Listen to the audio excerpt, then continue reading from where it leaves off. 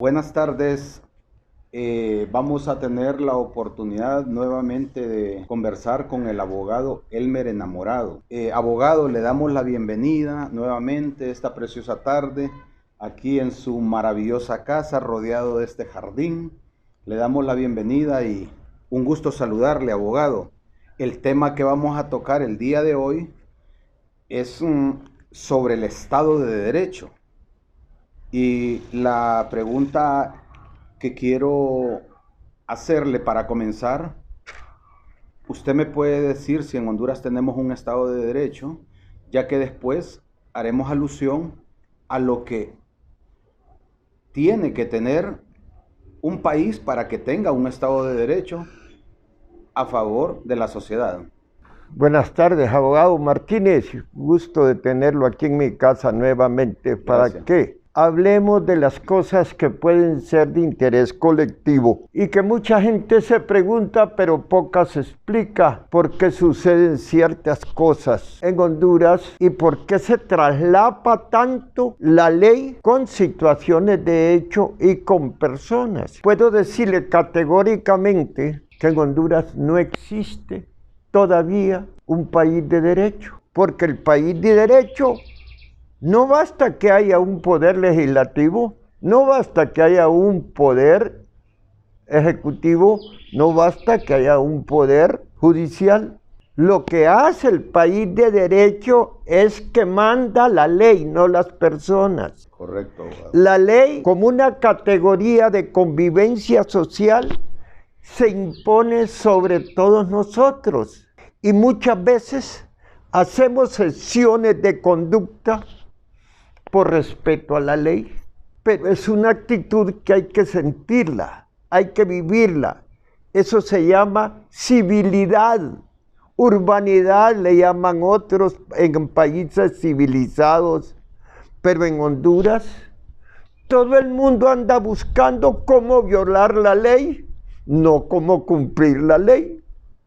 Correcto, abogado. Entonces, hay una actitud, puede haber una actitud formalmente válida, porque existen los tres poderes del Estado que habla el artículo 4 constitucional, pero intrínsecamente válido no existe el Estado de Derecho. Y si nos vamos a analizarlo desde el punto de vista formal, desde el 2017 aquí no hay Estado de Derecho. Mire el artículo 4 que dice la alternabilidad en ejercicio de la presidencia de la República es obligatoria. La infracción de esta norma, ¿cómo?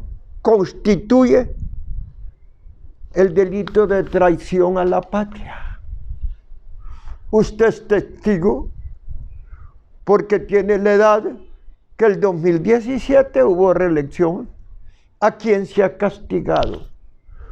¿Cuál es la punibilidad para hacer respetar esa abstracción que nos permite llevarnos bien, que nos permite saber cuáles son nuestras obligaciones y cuáles son nuestros derechos? ¿Dónde está la acción punitiva del Estado para castigar a esas personas que son hechores, cómplices y encubridores de un delito que se cometió contra la República, contra el sistema institucional? Y que no prescribe. Y que no prescribe y que todavía está impune. Entonces le hago la misma pregunta a usted. ¿Vivimos en un Estado de Derecho? Considero que no, y la vez pasada, para hacer un poquito de referencia, tocamos el tema de que el Estado de Derecho fue de una forma categórica, literal, que se destruyó el Estado de Derecho en nuestro país. No obstante, implícitamente ya se había hecho desde los gobiernos anteriores, como lo dijimos, cuando se violentó la Constitución, al darle 7 años al Poder Judicial y 7 años al Ministerio Público, ahí ya estaba violentándose el Estado de Derecho, porque ya no existe ese equilibrio que se supone deben de existir en un gobierno que pregone un Estado de Derecho. Abogado, pero también quiero... Permítame hacerle una extensión. Con gusto. Para no quedarnos allí nomás, en la fórmula. Si no hay Estado de Derecho desde el año 2017, el gobierno actual es de facto. Correcto. Es de hecho. Porque según la teoría del Estado, nada se ha hecho para recomponer el rompimiento del orden constitucional que se produjo en el 2017, igual como el que se produjo en el 2009. ¿Cuál es la diferencia? Sacaron a un presidente de su cama y lo pusieron en otro país y nombraron abyectamente a otra persona que no encarnaba el veredicto popular. Correcto. Era antagónico a él y su conducta todavía no ha sido juzgada y es reprochable social y jurídicamente. También estuve investigando de que a esta persona hasta se le falsificó la firma para acusarlo de que él había renunciado de una forma obligada por problemas que se mantienen todavía en el oscurantismo, y las personas que le falsificó esa firma no ha sido ni investigada y se mantiene en la impunidad, como usted bien lo decía anteriormente. Pero yo sé quién la falsificó. Si me lo preguntara una autoridad, se lo dijera. Está documentado que era el abogado Saavedra. Según no voy a mencionar nombres. Yo tengo el documento donde existe toda esa información, que es a él a quien él fue que salió a dar el comunicado de esa falsa renuncia, que según Manuel Zelaya Rosales, él no había... No mencionemos nombres, abogado, porque estaríamos haciendo política. Nosotros no estamos acusando ni condenando a nadie, sino que viendo objetivamente el marco de la institucionalidad. La realidad. Le vuelvo a preguntar, ¿hay un régimen de derecho actualmente cuando el poder judicial excede los 4 años para que fue electo? Cuando la Constitución dice que son 9 magistrados propietarios y 7 suplentes, y hay 30 magistrados, sí. 15 propietarios y 15 suplentes. Eso confirma la realidad que vivimos, que en sí no hay un Estado de Derecho en nuestro país. Abogado, pero en relación a ese Estado de Derecho, que ahorita lo vamos a tomar como una carpeta, estaba analizando en la Constitución de la República, en el artículo 60, se viene a subsumir que un Estado de Derecho dice que Honduras lo tiene, en teoría. En Honduras no hay clases privilegiadas. Todos los hondureños son iguales ante la ley. Párrafo 2 del artículo 60. Cuando hablamos de que no hay clases privilegiadas, estamos hablando de que aún las mismas autoridades que gobiernan deben de estar sujetas a esa ley que usted bien decía que nadie la respetaba. Permítame que me sonría. No, en 1821, líricamente declararon la independencia del rey de España. El rey de España se quedó en España, pero el sistema que él implantó juntamente con la monarquía quedó imperando aquí.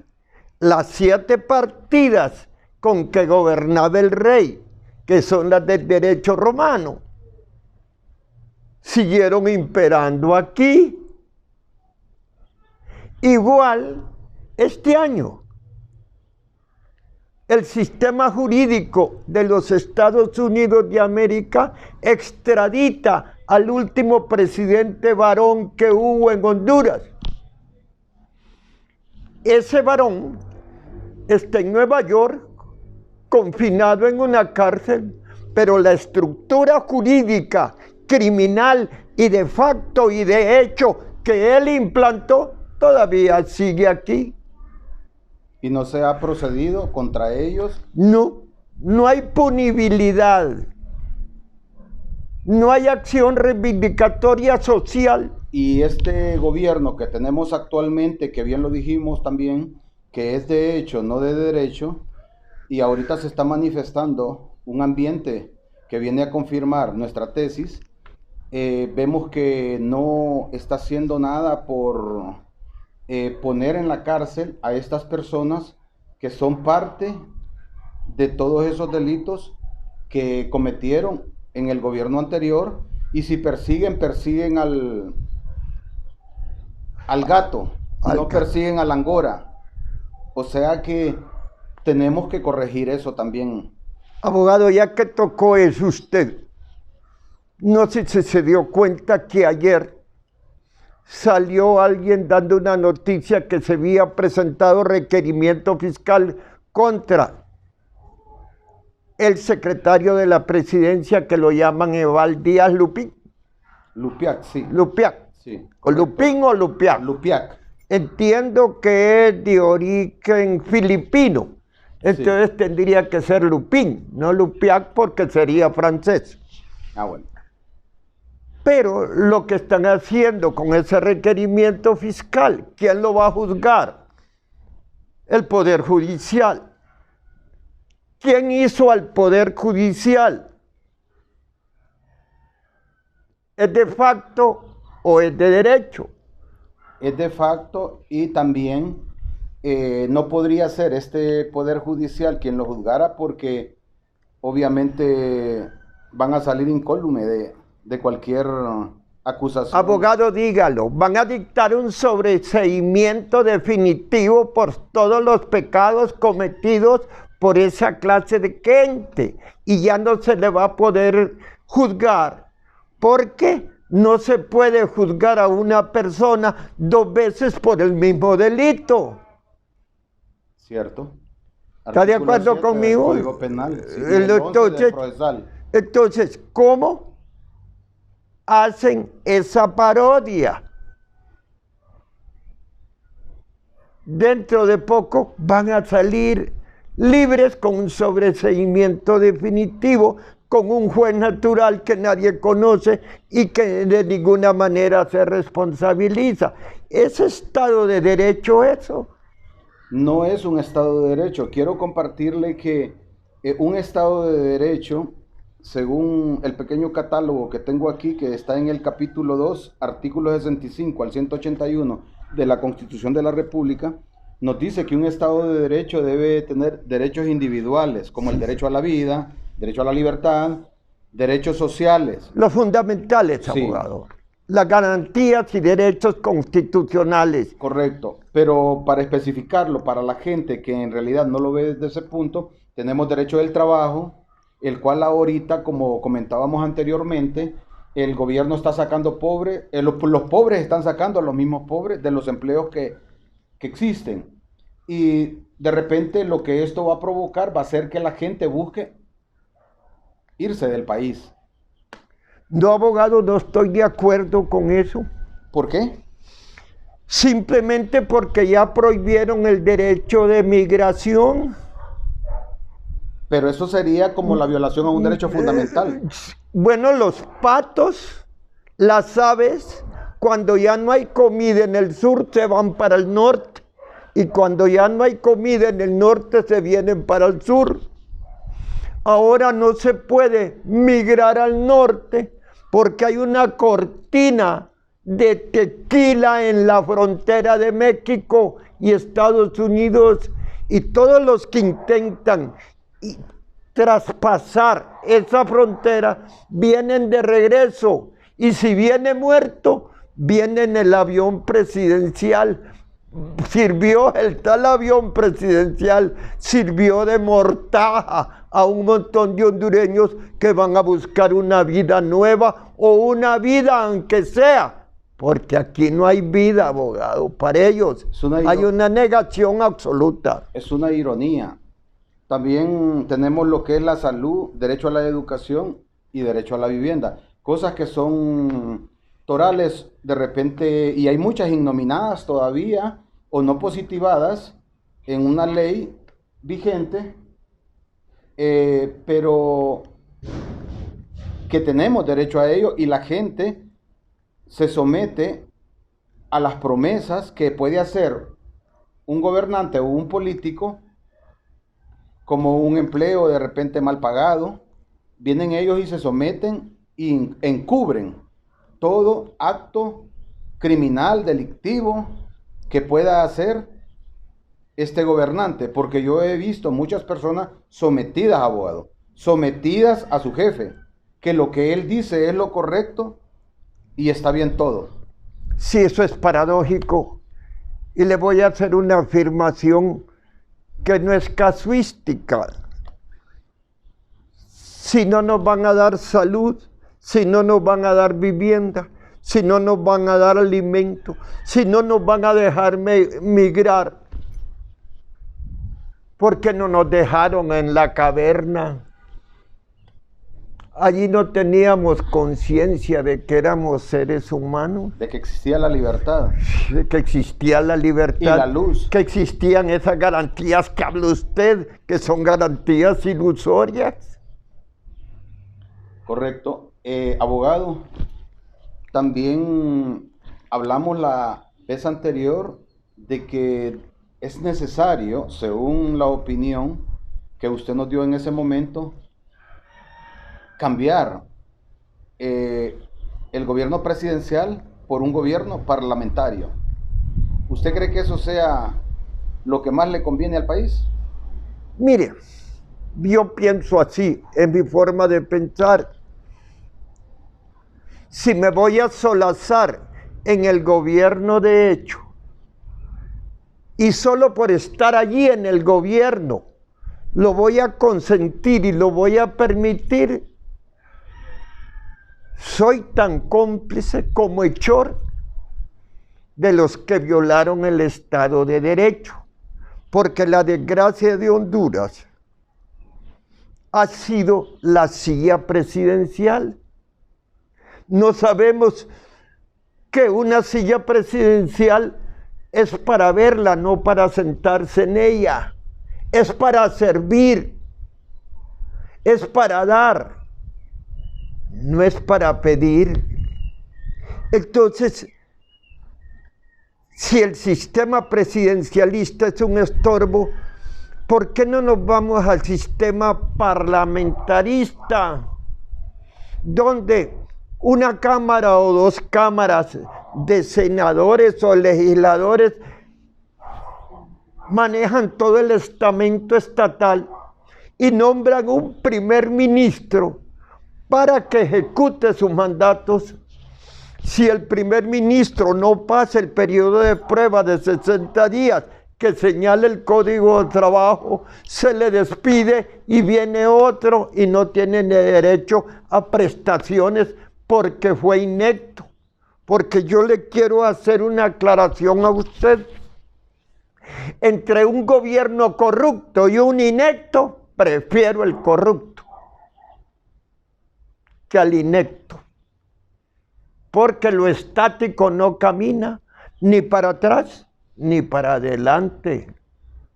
Mientras que la corrupción implica movimiento, aunque sea antijurídico la conducta de los gobernantes. Activa la adrenalina de sobrevivencia contra la corrupción. Contra la ineptitud. Entonces el sistema presidencial se vuelve un dador de dádivas, de canonjías, de sinecuras. en el orden de los merecimientos, les da a los que no se merecen, a las oligarquías, y dejan a la intemperie al pobre.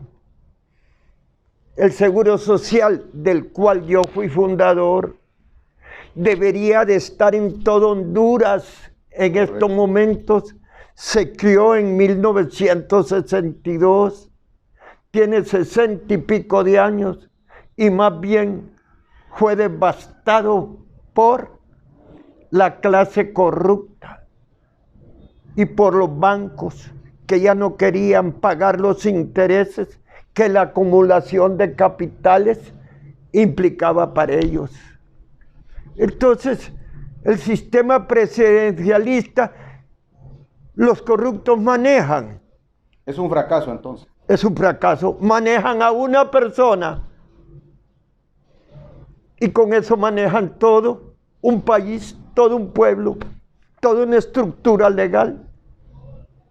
Bueno, abogado, gracias por habernos aclarado de que Honduras pues carece de un Estado de Derecho. Ya vimos que no cumple con todo lo que debe de hacer como para poder decir que estamos en un Estado de Derecho. Usted me dijo que desde 2017, yo le digo que desde antes, que se violentaron las normas que le dieron la facultad de estar 7 años al Poder Judicial y al Ministerio Público. Pues de esta manera nos despedimos, abogado, y me gustaría que le dé gracias primeramente a las personas que lo ven, porque siempre preguntan por usted y le saludan, dicen que usted, es muy agradable su conversación, y pues para posteriormente volverlo a tener, si Dios así lo permite. Nobleza obliga, abogado. Todo lo que se deriva del hombre debe de ser noble y bueno, porque debe realizar el bien común. Lo que no realiza el bien común no es bueno. Así es. Por eso yo agradezco a la gente que todavía cree en estas palabras, en estas abstracciones que le dejan a uno la filosofía, la sociología y la psicología social a través de la conciencia colectiva. Pero le quiero decir una cosa, que sobre todas las cosas yo deseo el supremo bien para el pueblo de Honduras. Esa es la actitud con que yo comparezco ante usted y ante los que me miran, que sepan y comprendan que yo deseo el supremo bien para ellos. Lo mejor. Bueno, abogado, se lo agradecemos. Yo le agradezco mucho también por tener esa gentileza y compartir ese bagaje de experiencia, conocimiento. Pues hoy nos sorprendió nuevamente que usted fue precursor de los creadores del Seguro Social. Eso es muy interesante. Pedimos a Dios pues que nos ilumine y que ilumine a las personas correctas para que puedan hacer algo mejor por este país que tanto lo necesita, y de esta manera pues nos despedimos y bendiciones, feliz tarde.